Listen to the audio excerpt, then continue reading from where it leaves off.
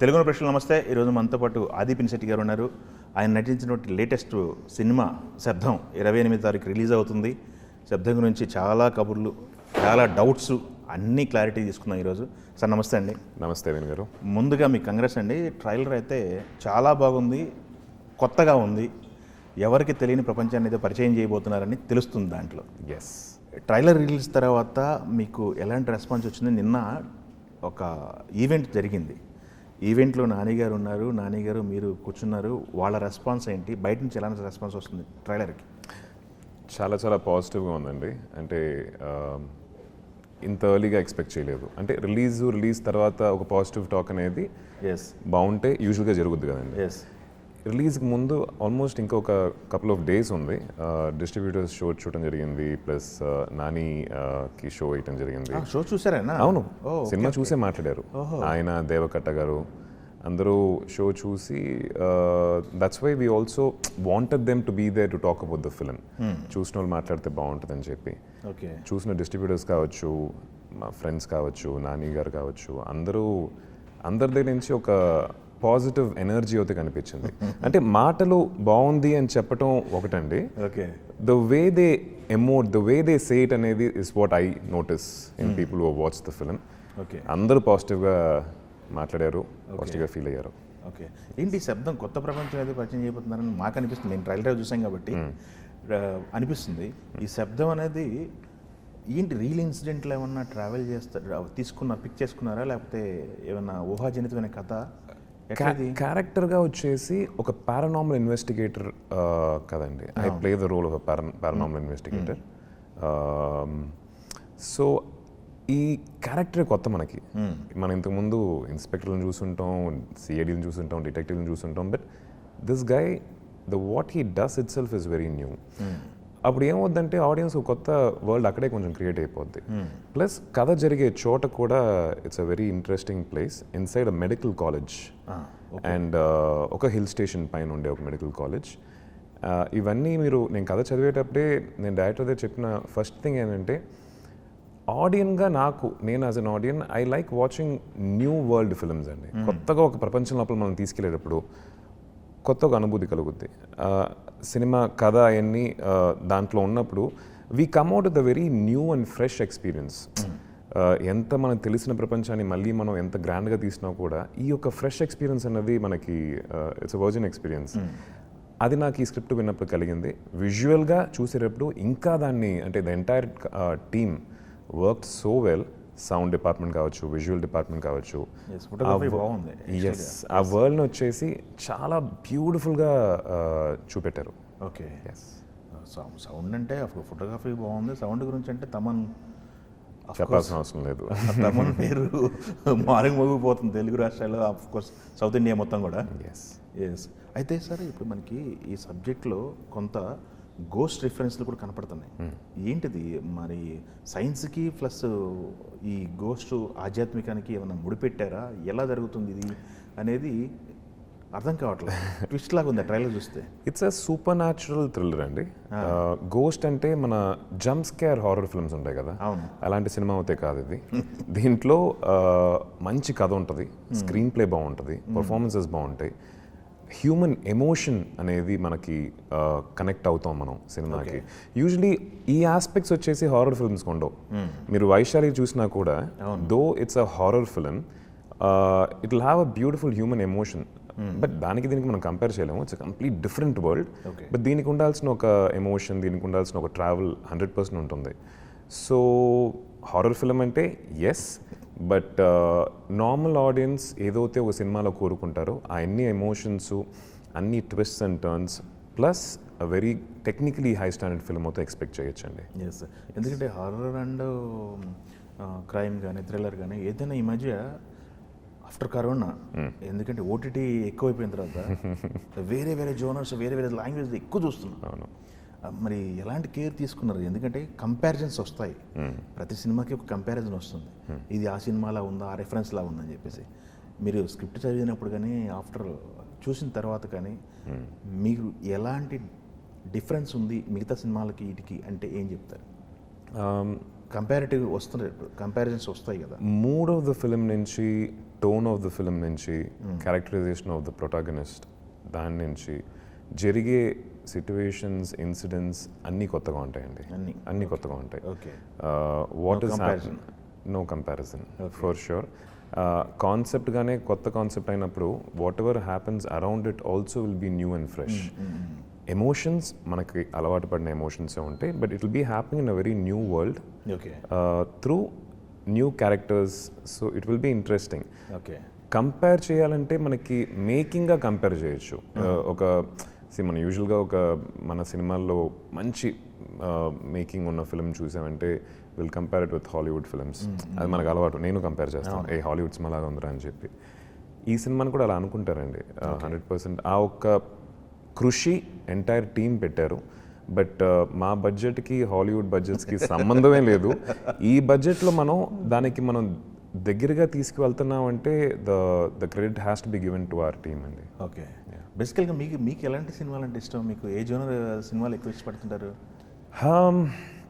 నా చేతిలో రిమోట్ పెట్టి ఓటీటీలో సినిమా సెలెక్ట్ చేయమని చెప్పారంటే ఐ విల్ స్క్రాల్ త్రూ, చూస్తాను 15 నిమిషాలు మొత్తం చెక్ చేసి అన్ని ట్రైలర్లు చూసి I will end up in a horror film.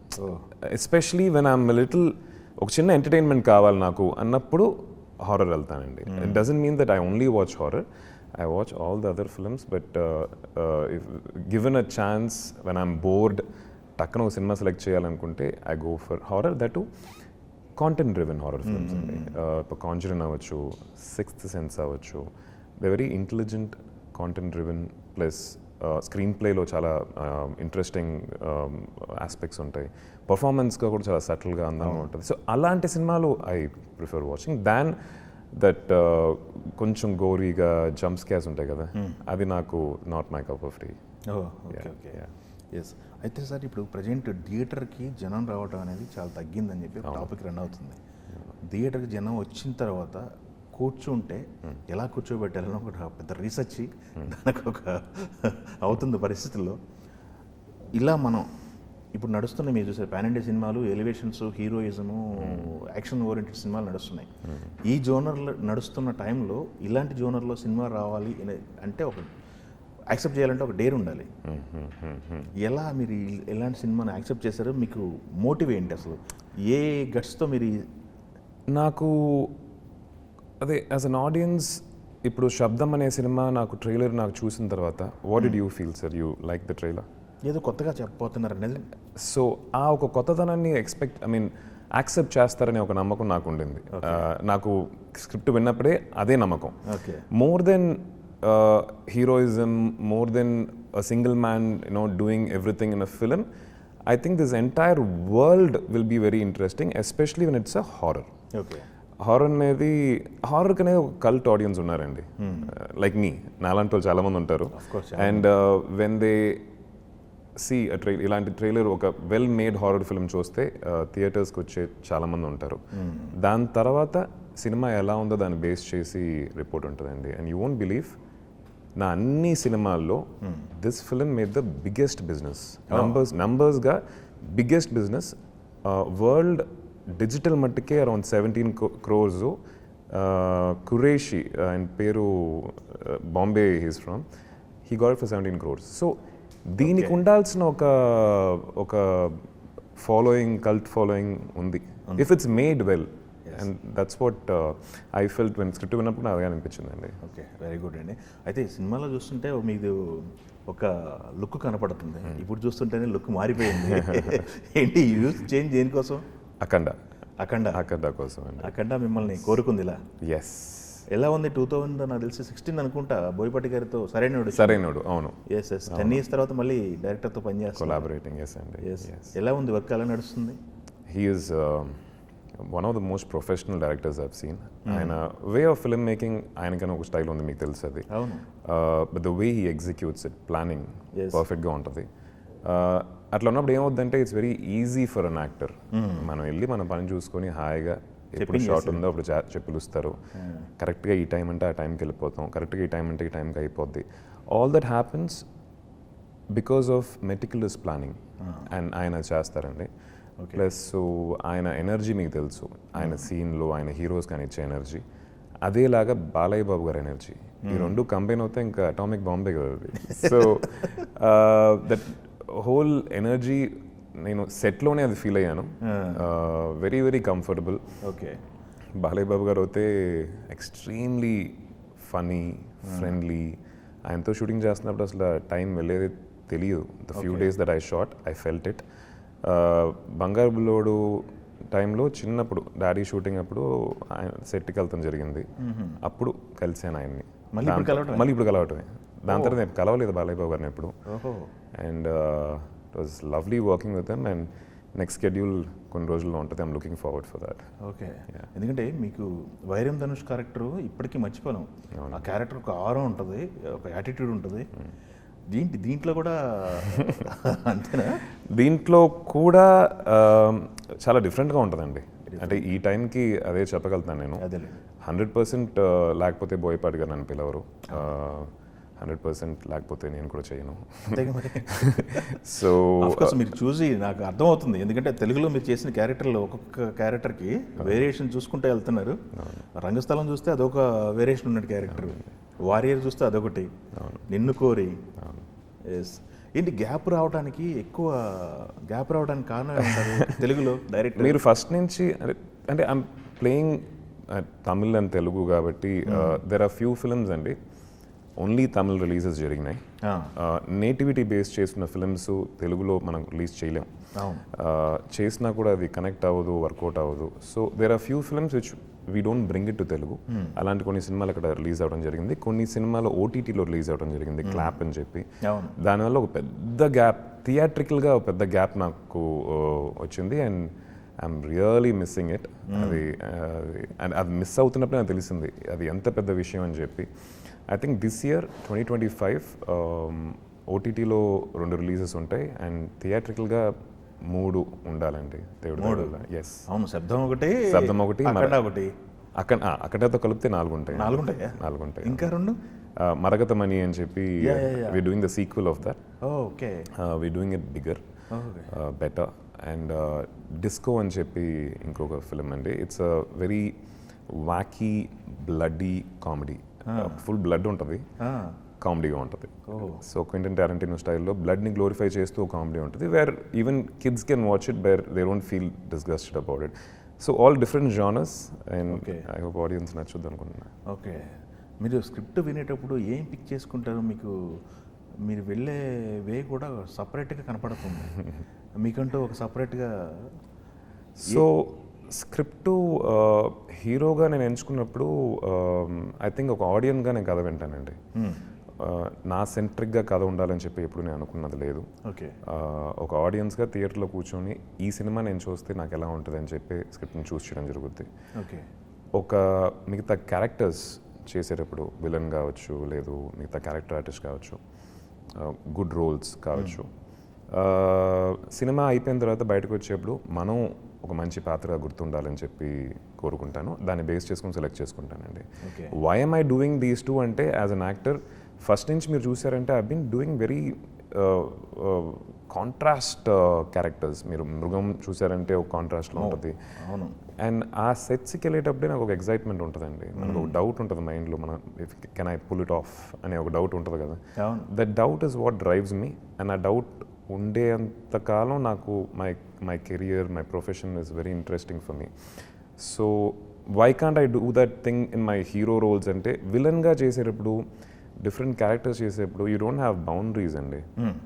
వెరస్ hero అంటే వాడు మంచోడు, వాడు ఇవే చేస్తాడు, ఈ ప్రిన్సిపల్స్ ఉన్నోడు అనేది మనం తెలియకుండా ఒక షెల్లో ఉంటాం.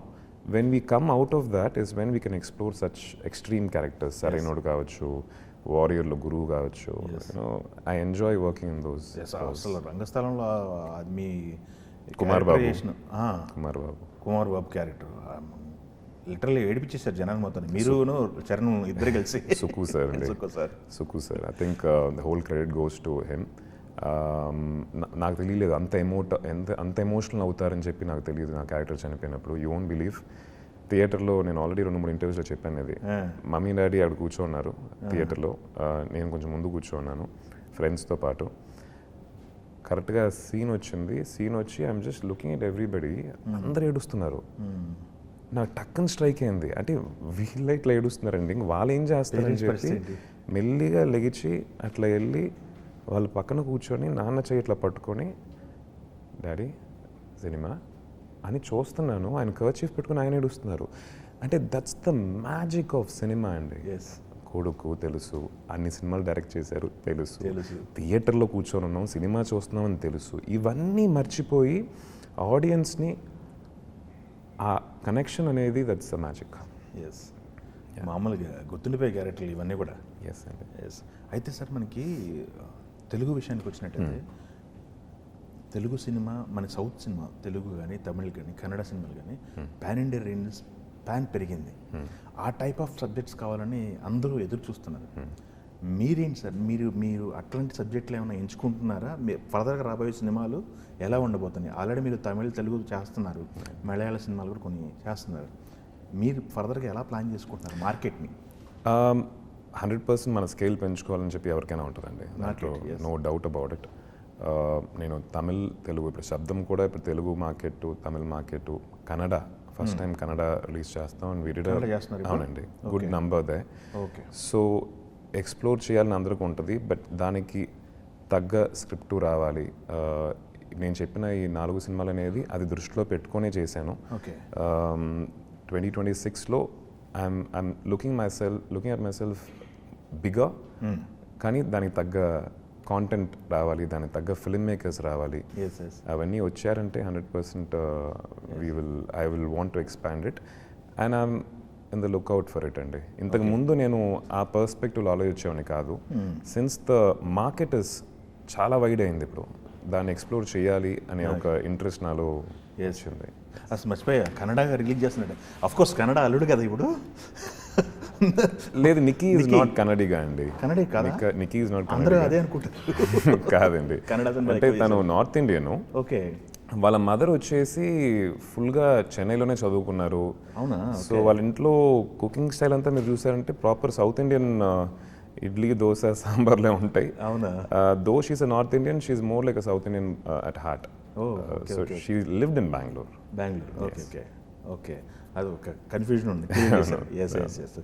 తనకి మీ సినిమాల్లో మీరు ఇద్దరు కలిసి చేసిన సినిమాలు కాకుండా మీ సినిమాలు నచ్చినవి, డిస్కస్ చేసుకున్నవి, సజెషన్స్ అవుతుంటాయా ఇంట్లో? 100% అండి. అదే మొత్తం త్రూ అవుట్ ఫ్యామిలీ, మొత్తం సినిమా ఫ్యామిలీ కదా. Nikki is a very very sensible person. నేను అప్పుడప్పుడు కొంచెం డెసిషన్ మేకింగ్లో కానీ, కొంచెం ఆలోచన విధానంలో కానీ కొంచెం ఓవర్ బోర్డ్ వెళ్తున్నా, కొంచెం అండర్ ప్లే చేస్తున్నా, she is the person who tells me like you know what, strike a balance. So opinions, yes, I take it, but decisions will be mine. And similarly, తనకు కూడా opinions she will take, but decision will be hers. ఆ opinions తీసుకుంటేనే I think we get the perspective of another person. Yes. మన well wishers అంటే ఇంతమంది ఉంటారండి, అంతే, దానిపైన ఉండరు. అంతమంది మన ఒపీనియన్ అయితే 100% తీసుకోవాలి, but end of the day you decide what you want. Okay, good అండి. అయితే ఇంత బిజీ షెడ్యూల్ గడుపుతున్నారు, ఎట్లా ఈ ఫిజిక్ మెయింటైన్ చేయడానికి? ఫిజికల్ ఈ రోజుల్లో ఫిట్నెస్ అనేది చాలా టఫ్ అయిపోయింది, ప్రతి ఒక్కళ్ళు మాట్లాడుకుంటారు దాని గురించి. ఎట్లా డే ఎలా స్టార్ట్ అయితే మీ ఫిట్నెస్కి ఎంత టైం కేటాయిస్తారు? ఐ థింక్ సినిమాకే థ్యాంక్స్ చెప్పాలండి. సినిమాలో లేకపోతే మిగతా ప్రొఫెషన్స్ అనుకోండి, మనం అంత టైము, అంత ఎనర్జీ వచ్చేసి మనం ఇచ్చుకోం, మన పనిలో పడతాం. మెంటల్ స్ట్రెస్ మొత్తం ఆ పని మీద ఉంటుంది, మన మీద ఉండదు. సినిమాలో ఉండబట్టి we know we're facing the camera అనే ఒక మైండ్లో కాన్స్టెంట్గా ఒక మనకి రిమైండర్ కొడుతూనే ఉంటుంది. So I'm force to take care of myself. Diet కావచ్చు, వర్కౌట్స్ కావచ్చు, రెస్ట్ కావచ్చు, ఇవన్నీ it's part of my business. మీ పని ఎట్లో మీరు చెక్ లిస్ట్ పెట్టుకుంటారో, మా చెక్ లిస్ట్లో ఇవి ఉంటాయి. And at times yes, shooting జరిగేటప్పుడు టైమింగ్స్ అనేవి మన చేతిలో ఉండవు, బట్ వెన్ షూటింగ్ చేయనప్పుడు ఇస్ వెన్ వీ ఆ హైబర్నేషన్ మోడ్లోకి వెళ్తాం. We take care, we'll hit the gym more often. And ఒకవేళ నేను సినిమాలో లేకపోతే I would not be fit అండి. I would just not be bothered about my body. ఎంత ఒక 2 hours గడుపుతారా జిమ్లో? లేదండి, 45 minutes. అంటే జిమ్కి వెళ్ళాలి అంతే. అది మరి 2 hours ఎక్కువసేపు ఉంటే బాగుంటుందని చెప్పే concept I don't believe in it. But వెళ్ళాలి, కన్సిస్టెన్సీ అయితే ఉండాలి, మస్ట్. డైట్ కూడా మనం తినే ఫుడ్ నేను ఎక్కువ ప్రిఫర్ చేస్తాను. దాంట్లో కొంచెం రైస్ అవాయిడ్ చేయటం, వెజిటబుల్స్ ఎక్కువ తీసుకోవటం, ఆయిల్ అవాయిడ్ చేయటం, ఇలాగ ఉంటుంది తప్ప nothing to drastic. Okay okay. మా రవిరాజయ్య గారు ఎలా ఉన్నారు? డాడీ చాలా బాగున్నారండి. ఓకే.